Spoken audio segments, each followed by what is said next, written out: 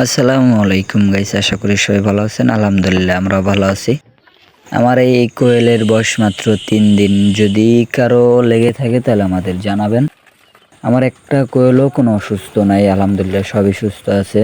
তারপরে এটা কীরকম ভ্যাকসিন দিতে হয় বা কীরকম সব জানিয়ে দেব, লাইটের কীরকম তাপ লাগে বা আশা করি সব আপনাদের বলে দেব। যদি কারো কোয়েল পাখির বাচ্চা লেগে থাকে বা বড়তা ডিম পাড়াতা যেটাই লাগে আমাদের আশা করি সবাই জানাবেন, আমরা দেওয়ার চেষ্টা করব।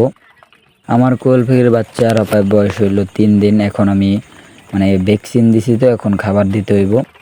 খাবার দিয়া তারপরে ভাই আপনার একটা কথা বলি প্রথমে, আপনার অল্প থেকে আপনি আস্তে আস্তে বড় হইবেন, একসাথেই বড় হওয়ার চেষ্টা করবেন না। একবারে যে কোটিপতি হয়ে যাবেন এমন কিছুই না।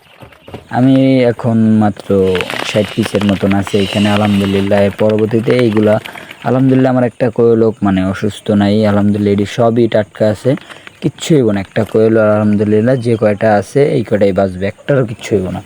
ভ্যাকসিন কীরকম লাগে বা কীরকম সব আমি বলে দেবো। যদি আমার কাছ থেকে কোয়েল পাখি লাগে কারো তাহলে আমাদের জানাবেন। আশা করি কোয়েল পাখি ভালো আছে। আমার কোয়েল পাখির কোনো অসুস্থ নাই বা কীরকম ভ্যাকসিন দিতে হয়, ভ্যাকসিনও লাগলে আমি দিয়ে দেবো, আমার এইখানে আছে। কিভাবে দিতে হবে এইটা আমি বলে দেব। আশা করি সবাই ভালো থাকবেন। আসসালামু আলাইকুম।